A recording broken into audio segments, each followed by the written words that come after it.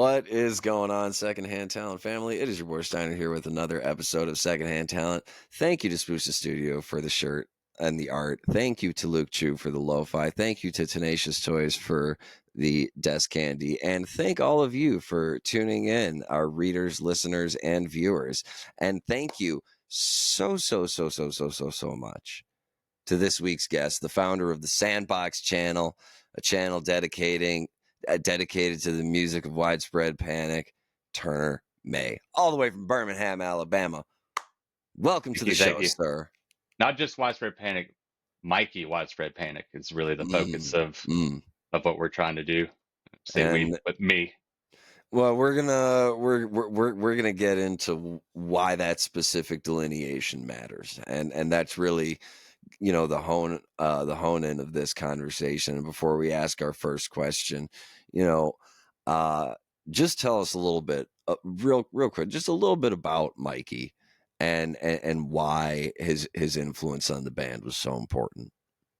Well, I mean, they took their name from him basically. They've talked about it in their documentary, actually, The Earth Will Swallow You. But he was known as Panic because he had panic attacks, and he kind of quipped one day that he wanted to be more than just panic. He wanted to be widespread panic, and that's where the name came from.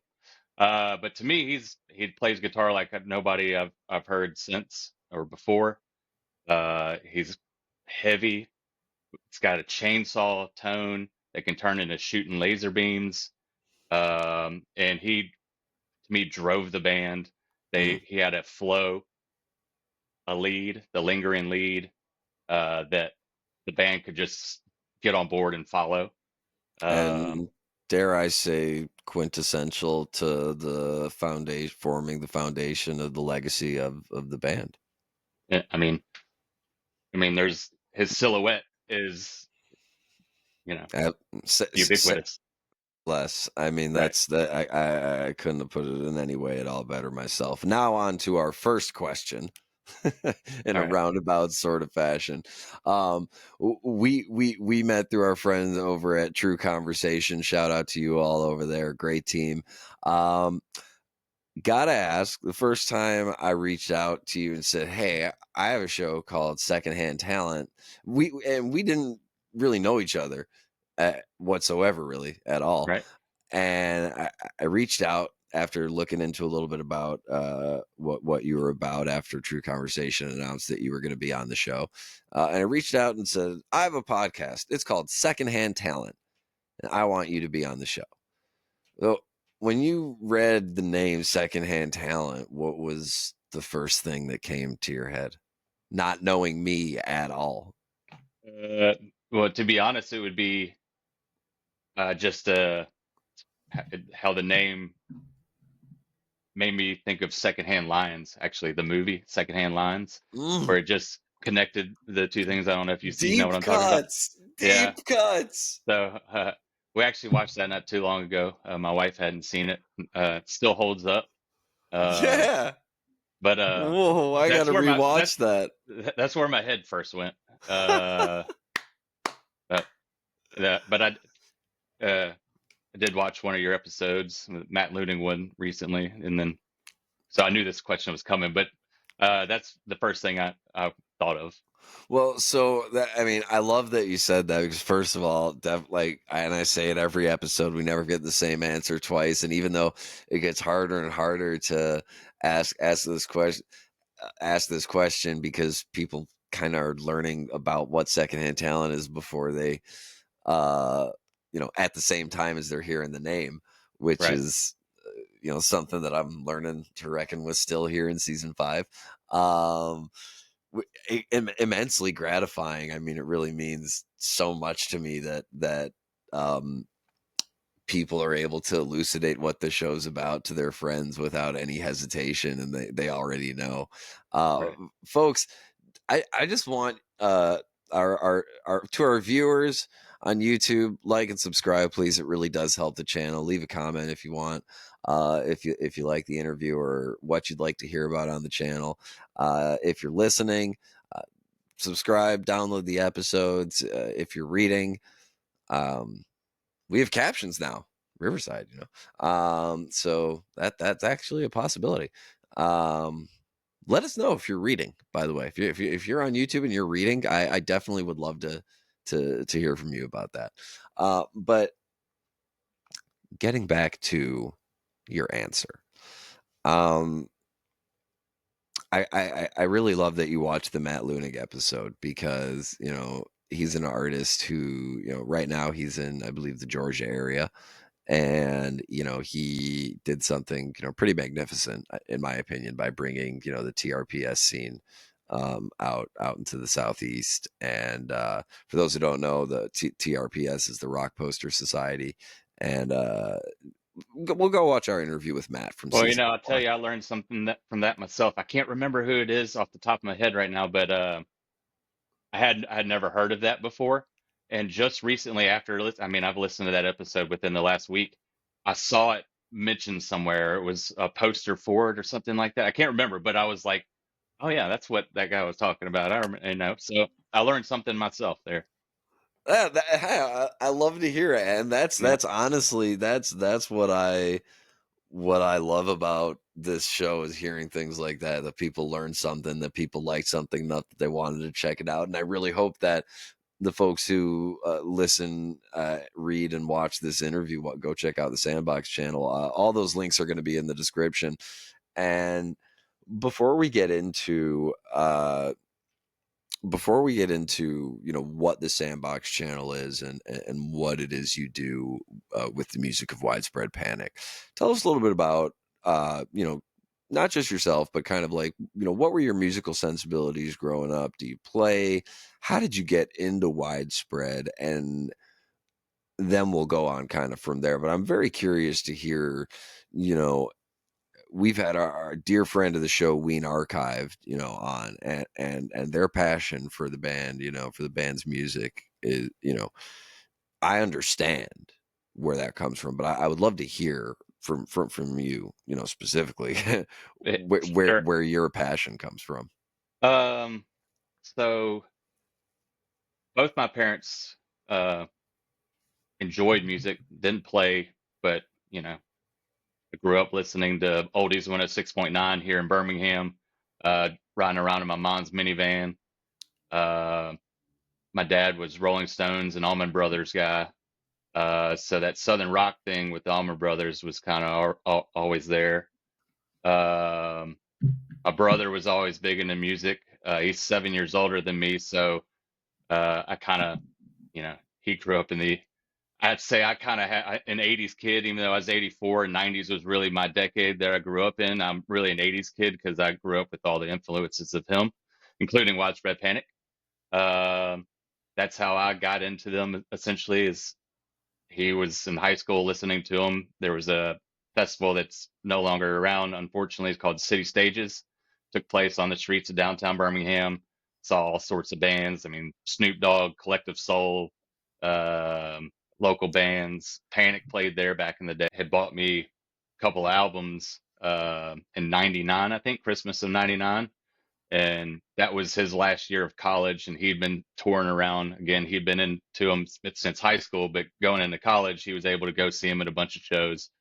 And he gave me two CDs, the most recent one, which was Till the Medicine Takes, and his favorite was Every Day, which is kind of my favorite too. It's got the best collection of songs on it, in my opinion. Till the Medicine Takes is the best produced one, I think. What they did with it, where they went with it, and I think they kind of nailed it. But uh, the first shows I saw in talking about Birmingham and music scene had Oak Mountain, and some of the best shows they've ever played that I was grateful and thankful and lucky to be able to take part of at 16 years old in high school Mm. because it was right down the street in Pelham, and I could drive there and drive home the same night. And so I got to see 2000 run, which is what that is from the DVDs from that night. Jeff and Chris Hansen produced that one, um, and my brother, gave me that for Christmas. Talking about my brother again, get me into Panic. But so I saw those three runs, top notch Panic. Uh, it's about as good as you can get of runs for what they did, especially that '01 run, and then '02 was the last. thought to be the last shows that Mikey was going to play.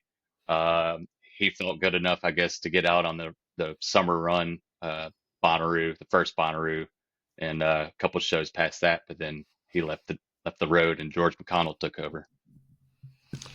So, being a founding member and a pivotal part of the sound, what did his departure mean for you as a fan, especially one who had come in? I'm very grateful that when and blessed that when I was a kid, my dad would take me to go see the shout out to dad. Um, you know, he took me to go see the free concerts in the park, which when I was growing up were like, Rare Earth and Three Dog Night Right. and Backman Turner Overdrive, which, I mean, great stuff. yeah, like I'm blessed and Bands, you know. real fucking bands, Yeah.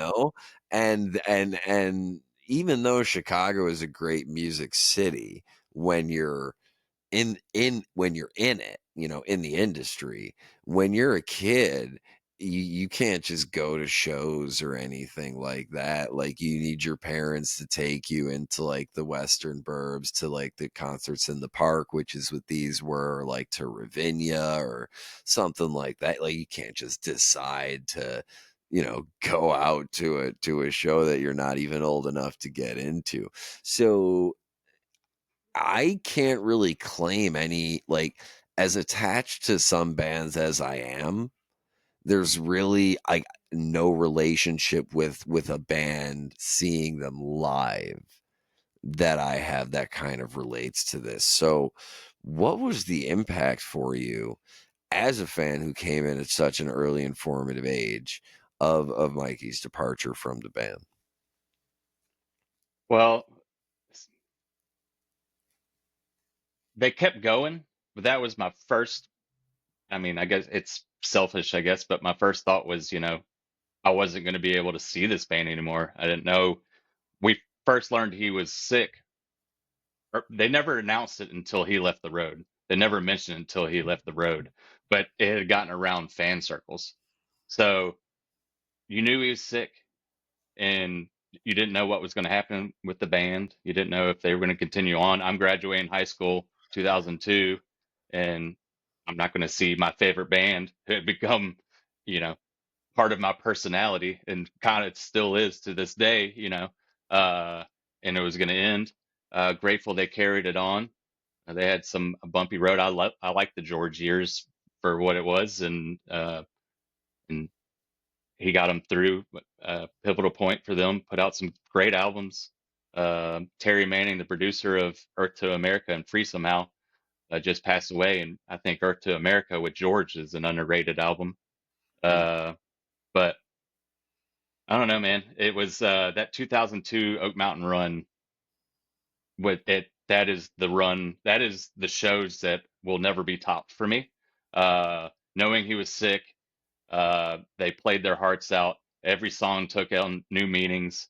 I mean, and the thing is, he was a huge part of the songwriting. He wrote a lot of the songs. A lot of mm. their Wondering, Ain't Life Grand. Those are. I mean, those I are mean, his talk songs. about quintessential Panic. I I mean, mean, those are that's li and I mean, you can't really, I mean, and that I mean, and then him playing Ain't Life Grand is just like a whole different meaning. Vacation was yeah. a song he sung that was his. That Mm. with you by my side, I might get back alive for my next vacation is a lyric in that song. And I mean, being in the Eh, crowd, the whole crowd knew he was sick. Again, the band hadn't announced it, but everybody knew.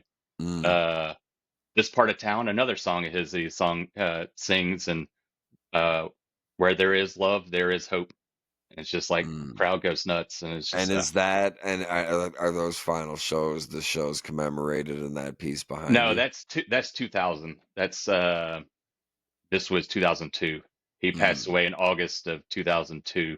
This was those shows were April of 2002. These were oh. August 2000. So those it was really just a handful of months. I mean, Dude, his last show was summer, July 2nd, a random show in Iowa, Cedar Rapids, Iowa, I think. July 2nd was his last show. He passed away August 10th. okay. Now, Jesus Christ. He played I until he couldn't. And I mean, I was not gonna try to even think about drawing this comparison before. Be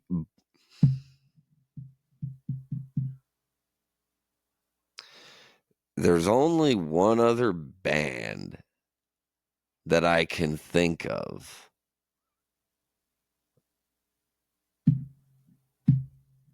Granted, over the course of their lifetime, they cycled through keyboardists, mm, but I mentioned what the music that my dad introduced me to. My mom introduced me to Frank Zappa and the Grateful Dead. And she was at those final shows at Soldier Field in '95. And he passed, of course, August 9th. Um, I remember that day I was at camp.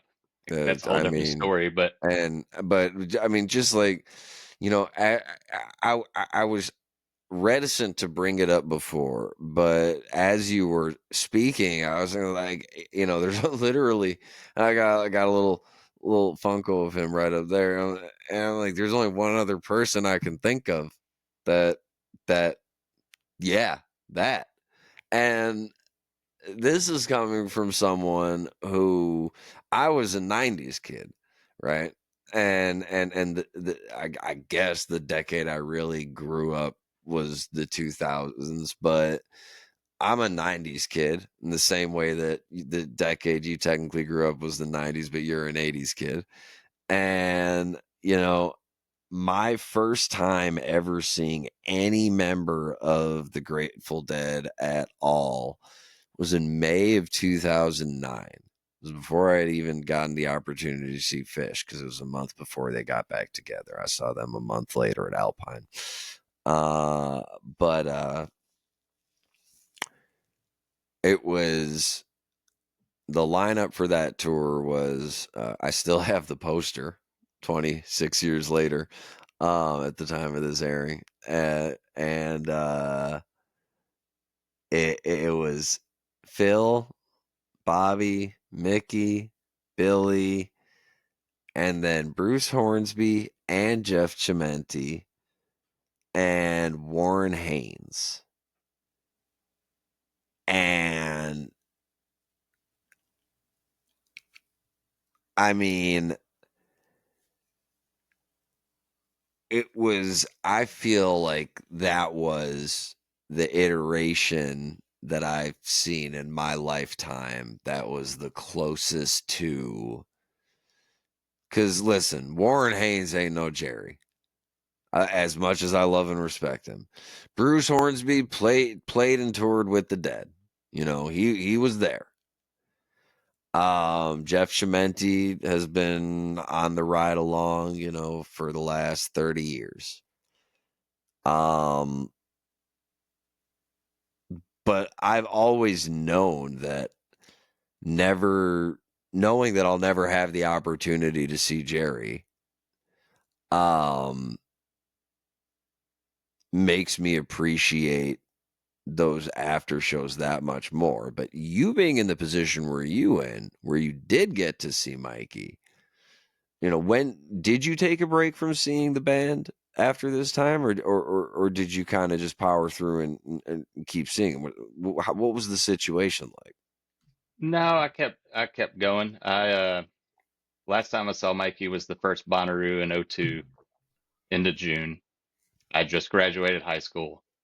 And then the first George show I saw was November of '02, Mm. which would have been that fall tour. Um, couple weeks after their Halloween shows, which uh, was kind of the beginning of the first tour after Mikey had passed. They had What was the? played sorry, Go on. No, go ahead. they played two shows a week after he died in that August, like August 18th, out in Colorado. Just two random shows that were they were weeks after their summer tour ended. There were weeks before their fall tour began. Just kind of out there shows. Uh, so those are technically the first shows with George McConnell. For our listeners and potentially our readers, I've got this kind of confused expression on my face. So like and subscribe on YouTube so you can see how confused I look because I'm like, is that uncouth? Like, was there like like I'm assuming like like you probably felt like you were at least a pretty strong fan at that point. I mean, having seen them for that long and. I mean, like what was the temperature? What was the atmosphere like that they were playing shows right away? Um, I mean, I don't think it was any ill will. I think it was Okay, contracts that they had, and that's fair. uh, Mikey had told them he wanted the train to keep rolling. Um, Okay, well that's different. so, That yeah, okay. I um, mean that and matters. George had been out there with them that summer tour when Mikey joined started. He started the summer tour. He did Red Rocks, the Bonnaroo, and like I said, it may have been a show or two, but then that last random one show, single show in Iowa was his last show. But George McConnell had been there the whole time and would come out and play a couple songs or whatever else. He'd been in a band with JoJo in college called Beanland.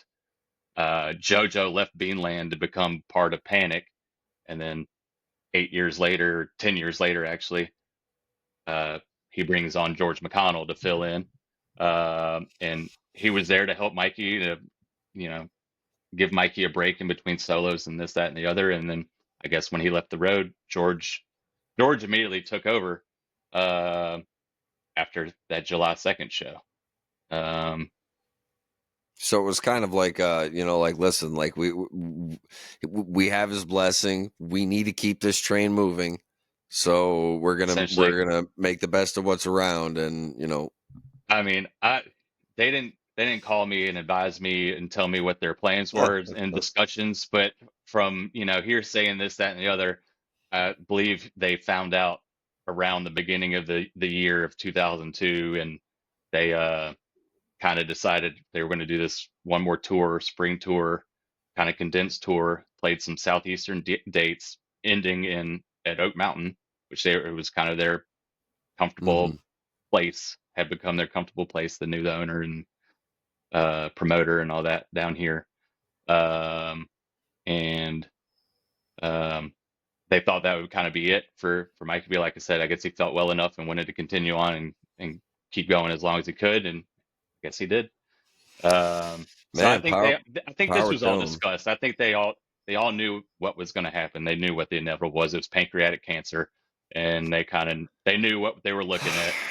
Uh, Yeah, and yeah. so I think I'm sure all those decisions were made by people that are, you know, Well, paid power or there to to make those them. decisions. Well, power to them. I mean, like for being able to then, in that case, knowing that now, because again, folks, in case you're not aware, I'm not the biggest of Panic fan or the most like versed of Panic fan. So I'm learning a lot of things, as much as I'm sure a lot of our readers, listeners, and viewers are. Now one thing I do know for sure about Widespread Panic because I am such a fan of this artist right here and right here, who has done quite a bit of work with them, including on their two most recent albums, Hailbound Queen and Snake Oil King, which at the time of this taping came out a couple of months ago. Did a whole bunch of artwork, including patches and hats and prints and all these different things, as well as the album covers for each album. Super cool. And it's been also, one of the ways I was made really a lot more aware of Widespread was with Mark Spusta's involvement and a lot of the work that he's done with them. And it is really a testament that 23 years later, they're still not just touring, but making new music and rolling along with it. And I guess my next question would be, when along this way, if ever, was there a cessation in seeing them? And if not, when did you decide to start the channel and why? Um, I will see them again if they come near me. I think traveling large distances for them um, is kind of not something I'm into. I saw them one night in Huntsville when they played a run there. I drove up and back. Uh, there was rumor that there's a new amphitheater opening here in Birmingham in the next couple months. It's downtown. It's basically replacing Oak Mountain Amphitheater, but it's going to be directly downtown Birmingham. And it was rumored they're going to play there. I would have obviously I've asked off work just on that based on a rumor. I asked off those dates of work to make Yep. sure, Yep. and I don't think it's going to happen. But um, the channel started essentially just as a project for myself. There were a long time there were a few songs that I wanted to add to video that I knew was out there. There was soundboard audio that existed for that, and I wanted to take a few songs and put those out there. One being what I thought or think is their best bow-legged woman that they've ever played. There was soundboard audio that came out well after that they released. I wanted to put it together, so it all started as just single songs that I wanted to do, And and then I pin a was like, year well, on it. this When are was we probably talking about here? three Okay. years ago or so. Oh, it was, yeah, I mean, that's about right. Three and a couple months ago, 3.2 years ago. But Mhm. as I finished those few songs, I was like, well, that was kind of easy. I wonder if I have a soundboard of a whole show with video that's out there. I'm going to see if I can put those two together. And that was easy. And I was like, well, I'm going to continue doing that. Well, now And hold on now. Hold on now. We gotta hold on now. Gotta call you on one thing now. You say that was easy. mhm. Now, I have to ask here, and I probably should have asked this before, knowing what was coming up, but what was your audio and or video experience like coming into starting this channel? uh, I mean, I didn't even know what program to download really. Uh, Let's I, I, go. I started with something with the free trial. I think it's called Wondershare is what I first started with. Like I said, I was only trying to do one song, so it didn't take And very long. Go ahead. I just sorry, just real quick, just like, was it just like you were just really passionate about this version and you were like, it should be this way? Like Yes, for it's okay. yes. I just like But just to so determine like where this is coming from. one is, I mean, in the Panic community, especially that knows like the Mikey era, this bow-legged specifically is known as like Mm, the top. And it's a great sure. recording, audience recording on its own, which was what was already there. But I was like, well, the soundboard exists. I want to sync it up. The second one where Santana sat in with them in 2001 at the Greek Theater in Berkeley, and he sat in at the beginning of the second set, 4 songs. They put that whole show out as a soundboard recording during their little archive podcast they put out about a decade ago. So that's out there. They put it out there for free. So I'm going to put it up to those 4 Santana songs. So basically, I started with 5 songs, but I had that whole Santana sit-in show was available all the way through. I was like, well, I'm going to try to do the whole show.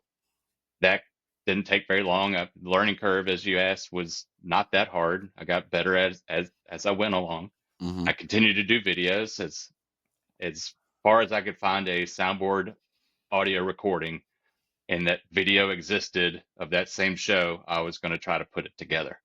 And of course, through I can't name the number, maybe 15 shows like that, less than probably, that I put all those together, got better as I go along, Sure. to where I wanted to start trying to work on the video a little bit. And that's when I upgraded to Adobe Premiere Pro. And I've got a subscription to Adobe now to be able to do a lot of the things. And the first thing starting with was adding video stabilization. That's what I knew. That's what I knew I wanted to do, starting with the video remastering, if you will, trying to make them better. It definitely makes a lot of sense based on some of the older Panic videos that live videos specifically that I've seen from those earlier years. I mean, video tape recorders were expensive and clunky, and that's no one's fault. That the technology wasn't up to speed yet, Well, but even the ones that have a tripod in there, people dancing and stuff, mm, it's gonna move a little bit and shake a little bit, yeah. and that little bit of I mean, boom boom like this in the screen, you make it steady and it changes the recording completely. But it's one thing to meet the learning curve. I mean, if anybody cares to watch or listen from, the first season of Secondhand Talent to now, we've, the learning curve is crazy, and I've done my best to meet it as far as the technology and the software. But it's one thing to learn how to edit video and audio. It's another thing entirely to learn Adobe.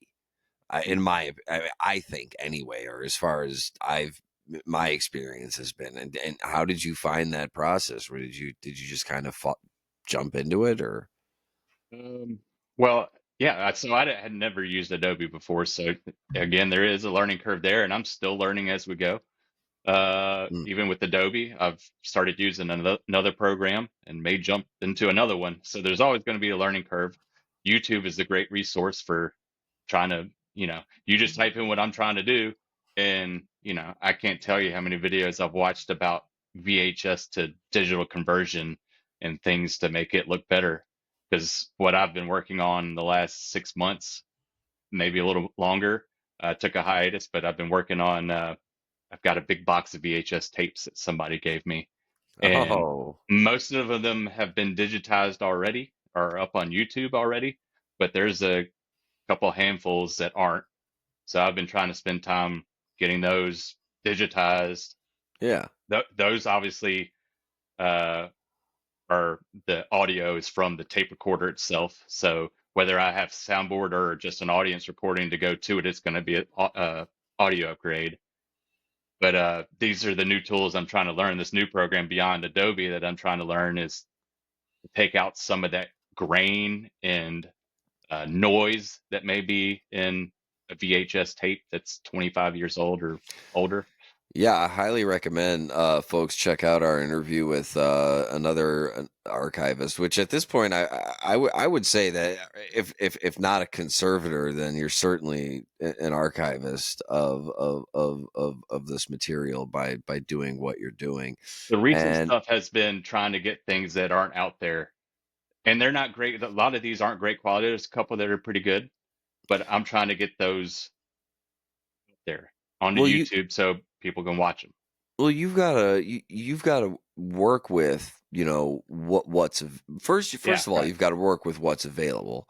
Second of all, and folks, I hope you check out our interview with, Ween Archived, or with Dave Eckenberg from earlier in this season. Manipulating and mastering videotape is not an easy process, and it is definitely, even if you grew up with it as we did, um, it's not easy to find hardware and technology that's adaptable necessarily for these specific needs, to old media, which is not what that is. It's not. Right. Yeah. I mean, I had 4 VCRs at one point trying to find the right one for Uh, these uh, conversions. There's still, you can still go beyond what I have. I don't know how much value it would be in because these are copies of copies of copies. This box of tapes, I'm sure, is not any masters, but I don't know if you know what the Doomsday Project is, but mm-mm. um, it's a laser disc uh, archive program or method, but you can use it with VHS tapes where you'll take off the case of a VCR and you'll connect it to the nodes and you'll get you're getting the data direct instead of using the magnetic heads, I guess. You're Hard to getting the explain. data. You're You're getting the data directly from the tape. you're getting it directly from instead of it being processed through the VCR, blah blah blah, how it works. Huh. You lose a lot of the waviness that you might see in an old VHS tape. But that's what they've been working on. You can buy this like $500 thing Interesting. that'll connect to it. I'm not to that point of trying to upgrade there yet, but I got a Mm. VCR with an S video output, which is, you know, I a can't step. remember the last time I've heard that's a step back in time. That's That's a step up from your yellow, white, and red. It's so I at least have that. But yeah, I don't know if I have $500 in me and trying to learn how to try to weld that to well, that's a great point internals of a because VCR.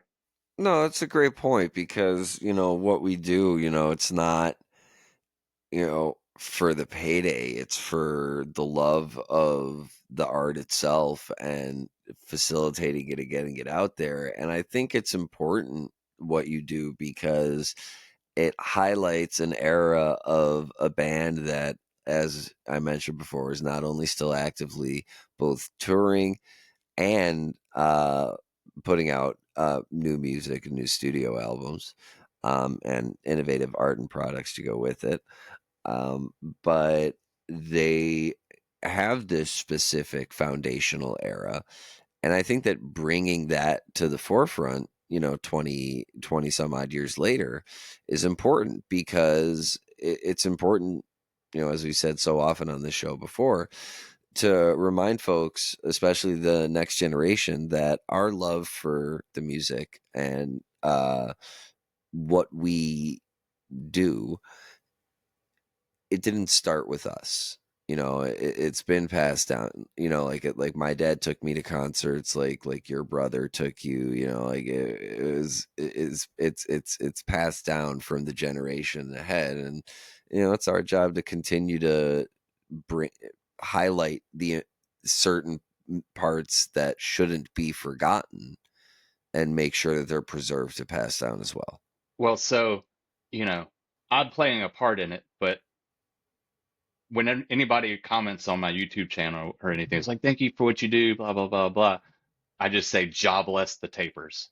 And that's kind of my just response to everybody is just like, because without somebody not only audio wise taping the show, but coming in with a video camera, a tripod, lugging that into a show, buying a ticket to the show, taking that in there, sneaking it past security, getting it there, and then spending the time guarding it and watching out, making sure nobody's going to come take it from you, kick you out of the show, and then also paying attention to the show enough to where you're zooming in on Mikey soloing or JB rapping dinner diner or schools Even during stop go, whatever it is.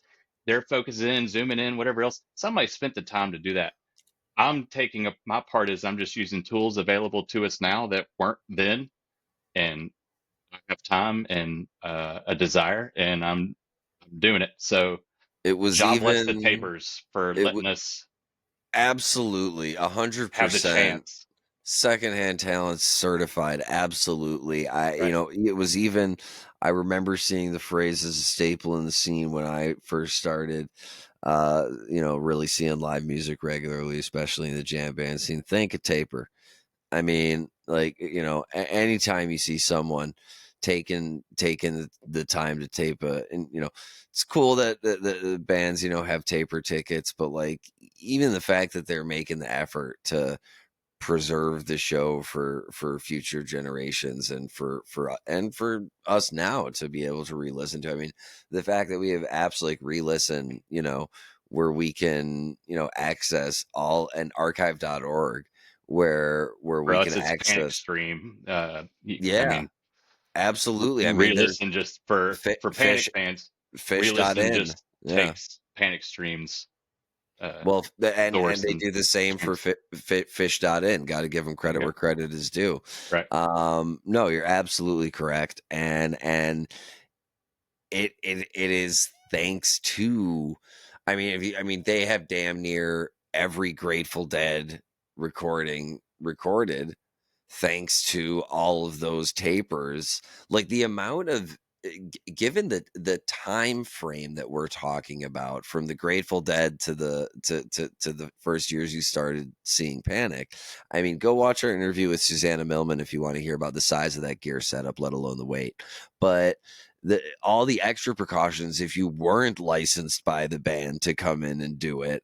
I mean, Right. it was a task, and it was a thankless task, at the time, and I think mostly now. But like, yeah, if you take nothing else away from this episode, thank a taper Yep. when you're at a show. Thank a taper. I agree. God bless the tapers. God bless the tapers. So let's talk a little bit about these two items that you have behind you that are not the flag. Can you explain to us what these two items are? Yeah. So that one is a. I'll take it off the wall now. Yeah, folks, if you're listening and not watching, he's taking it off the wall. All So, right. and I'm sure it's in reverse on here, but it is a plaque that you can see the blank CDs or whatever they use is kind of starting to warp over time. But it was to commemorate 50,000 records sold of the Live at Oak Mountain DVD. Mm. Again, was filmed by the Hanson brothers during the 2000 summer tour. This was my second show ever, actually, that was Oh recorded. wow. This was August 12th, 2000. First show was the night before, and then they played one more night the next night for the finish out the run at Oak Mountain. What are some of Um, your standouts from that record, um, from that show? well, from the weekend is the Sharon, Mm. um, um, and then the Going Out West. They played um, like a double encore, and Going Out West was one of the few covers. This is my first shows ever, and Going Out West was one of the few covers that I knew that they did because my brother had introduced me to it, and he actually called it. He was like, "They're playing out west next, so they're gonna next shows they're going out west, so they're probably gonna play Going Out West," and they come out and do this double encore and played it. That was cool. But yeah, the show itself has got a lot of killer stuff on this, Chili Water and all that. But this was filmed during a um, the Hanson brothers filmed the whole 2000 tour, not the whole, but they followed them along, interviewed them, uh, recorded some parts of different shows, and they kind of followed the guest that early Panic, not early Panic, but Mikey Panic used to have a lot more guests that came out with them. Santana, we talked about. Merle Sanders is one that's featured in the documentary. Different people that they used to have as guests a lot of times, depending on where they were in the country, and they kind of showcased them in that documentary. But I'll show you the next piece, which is from Timothy Hemphill.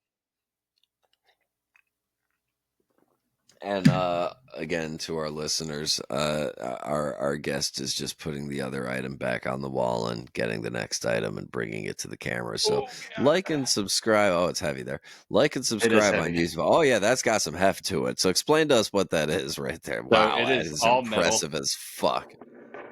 all Yeah, metal. I can hear it. Yeah. This is the Fireball logo Oh that yeah, it is. is Oh, now I see it. Yeah. is on their Light Fuse Getaway, which they just released the archive of that show, audio of that show this Friday, this past Friday. We're on recording on a Sunday. But it is on the back. You may not be able to see it. It's going to be backwards too, but it's a it's a 1 of 7 piece. It says July 4th, 2021. It's 7 of 7. My brother got it to me. I'm going to Mm, set this down. yeah, go for it. My brother gave it to me Wow. for Christmas. How But again, how do you how do you come it's by something like that? That's incredible. I'm not sure. He got them both for me actually, and this one just happened by one of his friends was in somebody's office and had it on the wall, and he mentioned it to him. Oh, blah blah blah blah. He was like, "Hey, you want to buy it?" And he told my brother, and my brother bought it for me for Christmas, same as this one. Um, like I Good said, brother. this is a Timothy Hemphill piece. Check him out on Facebook. He does some really crazy metal art like this. This is a band sanctioned piece because this is actually one of their copyrighted logos. Um, and it's, like I said, they allowed him to do 7 pieces, I guess. And I got the seventh one. Thanks, Walker. Oh man, that's I mean, that's just absolutely outstanding. And now fine, you know, and ending on the channel here, you know, and on that, you know, widespread copyrighted note. Two questions. No, for well, one more of a statement than a question. Well, whatever. Anyway, the first is why the Sandbox Channel? And you recently revamped your logo. Why was that so important? And why the logo that you chose? Um, so first, the name. Like I said, this was a work in progress. I never intended to be where on a podcast talking about it. Um, I just again wanted to do a few I songs, get and it that. just I get that all the snowballed. time. Yeah. It just snowballed to here. So it actually started on a message board I've been on since I was a freshman in college. So 23 years now I've been on this, whatever iterations they've been on different hosting sites, but it's the same group of people.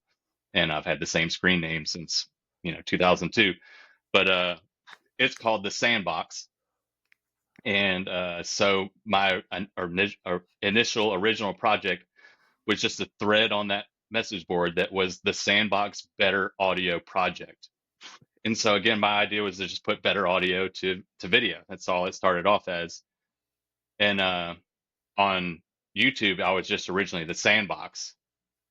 And when I started an Instagram channel like a year later, I was trying to promote just by clips, posting clips on Instagram, promote the YouTube channel. And it just phonetically and just how, wording it out and typing it out, it just worked better to call it the Sandbox channel on Mhm. YouTube, and that's how I became the Sandbox channel. And then from the help of a good friend, Rebecca Savage, she, she's got a background in, graphic arts, and she's an artist and does amazing stuff. So it's like, well, I can't copyright her because of copyright. I can't monetize the site. I don't have any intention to monetize the site because it's not my, I'm not going to take Panic's music that somebody else recorded and yada, yada, yada, and try to make Mhm. money off of that. YouTube wouldn't allow No. me anyway. No, but Uh, it's not even about that. It's no, about no, no. like your ideal for what Panic fans should have and putting that vision to reality. Oh, I want And people to yeah, listen to more Mikey Panic. To yeah. me, like I know they're still a band, just like Dead and Company is still a band. They're out there, they're No, playing no, the music, they're doing the things. But to me, well, see, we'll take that. You've got the same kind of opinion of like I don't want to badmouth now Panic. I still listen to it. I bought those last two I'm gonna albums take that came out. I'm I'm gonna gonna go take a see them when they come here. big long sip of this tea right here. But to me, like only listening to Jimmy Panic is like only listening to Dead and Company. And as a Grateful Dead fan, you know, Sir. right? Like, Oh, do you know somebody that listens to only Dead and Company shows? proudly no. I think there's a lot of Panic fans that only listen to Jimmy Panic. Good, better, or worse. Just want them to incorporate some Mikey W- Panic into their world. mm, And we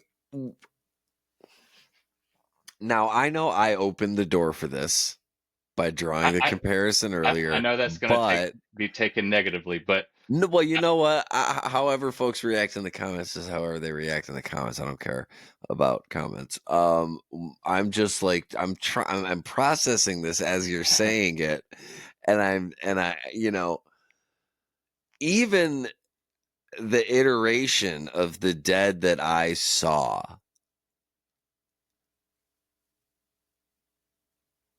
I don't care if I get you. You know what? I'm not maybe gonna then lie. I was across the maybe street. that's not the best I comparison, but no, you know I what? I Hear just me feel like out. there's a lot of Panic fans, and I'm glad they're into Panic. I just wish they would. I wish they'd listen to more Mikey because I don't think they're listening to a lot of Mikey, Hear me out. and I think that's unfortunate. Very Was unfortunate. I was working for a pre and after party for a Dead and Company show at Wrigley Field. Um, gosh, close to 10 years ago now. And I remember I didn't go to the Dead and Company show. I've never seen Dead and Company live at to the time of this taping. I don't care for it.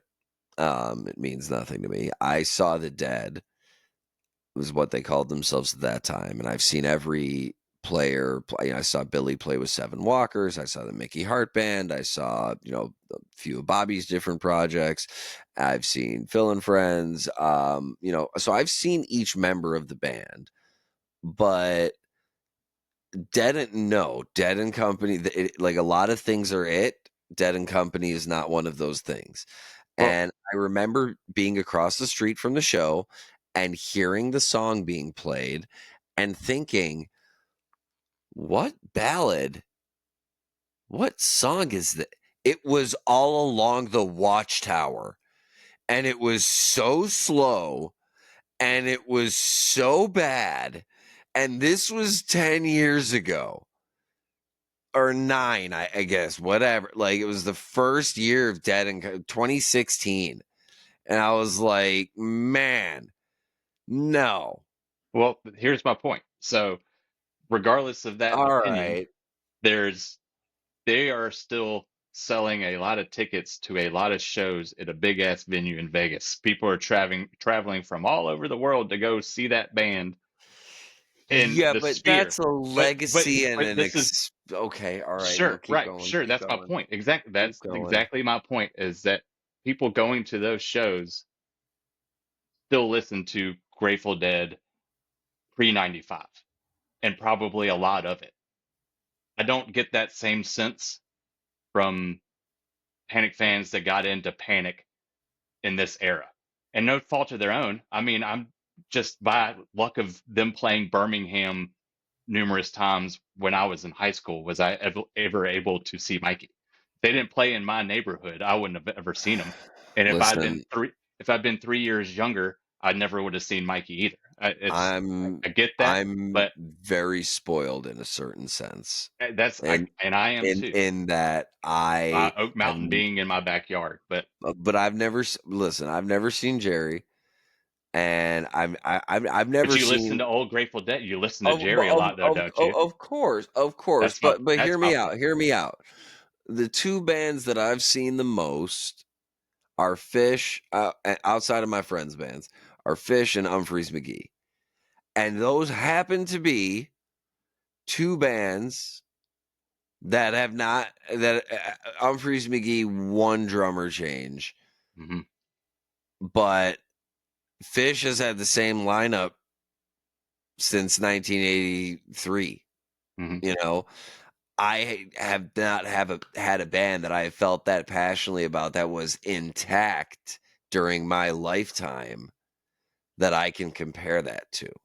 Very fortunate, So I, and yeah, uh, you know, can't change the past. And I you saw can, and plenty of, you I saw can't way fault new more, fans either. Like I I hear saw you. way more not by like nine to not every Mikey show, one Mikey show. I saw nine non-Mikey shows basically. It's not that it's not fun still. It's not that it's not still a good band. I just want people to listen to more Mikey. Is really all. I just want them. That I just want them to incorporate a little bit in that. And if I help that, or if I make it more accessible, or adding video to it makes it, better. I, And also with the Jimmy side of things, I could do some videos of that era, but I just feel like there's so much. I mean, everybody has a video camera in their pocket now, that it's a wasn't different available era. then. Yeah, so I'm trying to preserve an era that doesn't have uh, a whole lot of video archive footage out there. Well, I think I think the band that's has a lot more, and while we wait for them to release it, I want to fill in the holes where I can. that's I mean that's the reason you're on Secondhand Talent, and I mean I'm assuming that's the reason why you incorporated Mikey so much into your new logo. Well, yeah, going back and say thank you. Going back to the logo. I got Uh, you, bud. I had kind of an idea, and with Rebecca's help again, kind of made it a reality of incorporating the fact that it's video, because it's a TV. You got Mikey coming out the side of it, this silhouette that Chip Townsend actually he owns the copyright to the Carolina moon Mikey Well, silhouette. and again, to be clear to He all sold of that our he makes but those flags too. Go but see him on also Etsy. find his link in the description. To be clear to all of our listeners, viewers, and readers, we're not, Sandbox is not in this for the money here. This is purely about promoting we're freely giving credit to all of the artists and tapers involved in this process. This is just about combining those efforts and getting that music out there to the people who need to hear it. And again, I hope, if I don't know who the video tapers are. The only person I know Mhm. that was holding a camera was Fred Adams. He's got his own channel of a lot of his stuff, but his videos have been circulating for a long time. He let copies go and get out into the wild. And Gotcha. all I'm trying to do is take those and make them a little bit better with technology that's available now. I don't. I'm not trying to steal anybody's work by doing it. If I knew who had filmed it, I'd be happy to, uh, you know, Yeah. give them the Well, credit. But also, I don't know if they want their name to it, for the fact that they did something they weren't supposed to do in the first place. I get that, um, but it's a but conversation appreciate that it like nonetheless. exactly, like, and that's the thing is that, like, anybody that wants to step forward and say, like, "This is my," like, "Okay, like, Yeah, we'll give you credit for it, we'll whatever," you know? thank you. Anyway, back to your logo, Mikey, coming out of the TV. So, was it important for you to just kind of remind people that there is a visual aspect to this as well? Well, I mean, that's my focus. There's audio of almost every Mikey show past a certain point, 93 or so, just about every show that they did, there is an audience recording, if not a soundboard recording of that show. The video is very few and far between. What is out there is mostly bootleg stuff. They have put out a couple of things of their own, of whole shows of the Mikey era. They're still very much, and they've made mention of the fact they're still very much a touring band, with, and that's what their focus mainly is. Although they did just release a Mikey archive, like I said, this Friday, of that April 18th show, uh, that that kind of was spawned off of the release party of that anyway. Um, so I get it, but I just want to, again, preserve the Mikey era, get more eyes on it if I can. The logo, as it says, got the TV on it, the visual aspect, as you said, but then there's also the audio aspect of it, and I try to clean up the audio if I can. There's, again, tools that allow for that.